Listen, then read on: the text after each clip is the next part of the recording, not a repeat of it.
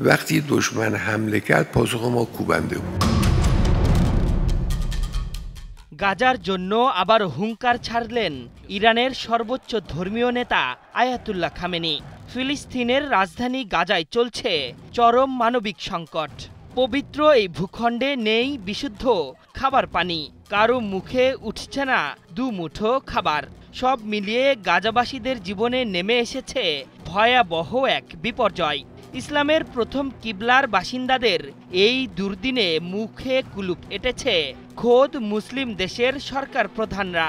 অদৃশ্য এক কারণে নীরব দর্শকের ভূমিকায় ব্যস্ত তারা। আর এ নিয়ে হুঙ্কার দিয়ে আয়াতুল্লাহ খামেনি বললেন, গাজা ইস্যুতে আজ চুপ থাকার দিন নয়। খামেনির এ কথার পরই গাজায় তাৎক্ষণিক আগ্রাসন বন্ধে ব্রিটেন, ফ্রান্স, অস্ট্রেলিয়া সহ 25টি দেশ যৌথ বিবৃতি দিয়েছে। তারা বলেছে, গাজায় যুদ্ধ এখনই বন্ধ করতে হবে। Le budget des armées en 2017 était de 30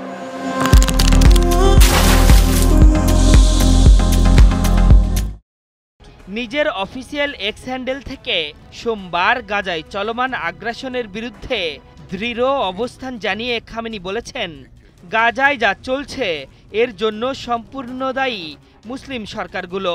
ইমাম খামেনি তাদের সতর্ক করে বলেছেন, যদি কোনো মুসলিম সরকার কোনোভাবে ইসরায়েলি শাসনকে সমর্থন করে বা ফিলিস্তিনে ত্রাণ পাঠাতে বাধা দেয়, তবে তারা নিশ্চিতভাবে জানুক তাদের আধিপত্যের উপর চিরস্থায়ী কলঙ্কের দাগ লেগে যাবে। এদিকে গাজায় চলমান মানবিক সংকট নিয়ে যৌথ বিবৃতি দিয়েছে ইসরায়েলের মিত্র হিসেবে পরিচিত দেশগুলো।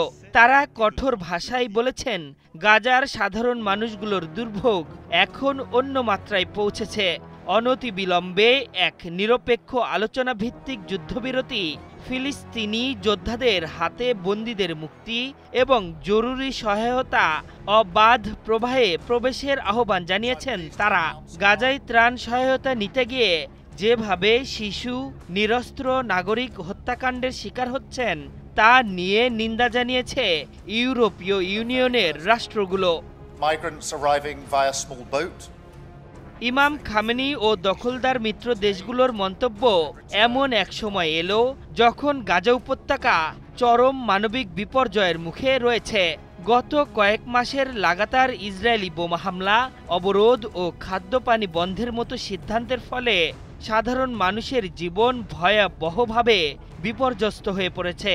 গাজা পৌরসভা সোমবার ঘোষণা দিয়েছে, শহরের উত্তরের প্রধান পানি শোধন প্ল্যান্ট সম্পূর্ণভাবে বন্ধ হয়ে গেছে, কারণ জ্বালানির চরম ঘাটতির মধ্যে ইসরায়েলি আগ্রাসন অব্যাহত রয়েছে, যা শহরটিকে ভয়াবহ তৃষ্ণার মধ্যে ঠেলে দিয়েছে। শরণার্থী শিবিরে খাদ্য বিতরণের নামে ভয়ানক হত্যাযজ্ঞে মেতেছে ইসরায়েল। ত্রাণ কেন্দ্রে খাবার আনতে গেলেই জীবনটাই চলে যাচ্ছে ক্ষুধার্ত ফিলিস্তিনিদের। আমেরিকা ও ইসরায়েলের বিতর্কিত ত্রাণ কেন্দ্র গাজা হিউম্যানিটেরিয়ান ফাউন্ডেশনকে ইতোমধ্যে মৃত্যুফাঁদ হিসেবে আখ্যায়িত করেছে সেখানকার সরকারি গণমাধ্যম কার্যালয়। এমনকি ওই সংগঠন সঠিক প্রক্রিয়ায় ত্রাণ কার্যক্রম পরিচালনা করছে না বলেও বারবার বাধা হয়ে দাঁড়াচ্ছে জাতিসংঘ। তবু যেন সেসব কানেই তুলছে না নেতানিয়াহুর প্রশাসন। আশরাফুল ইসলাম, ৭১।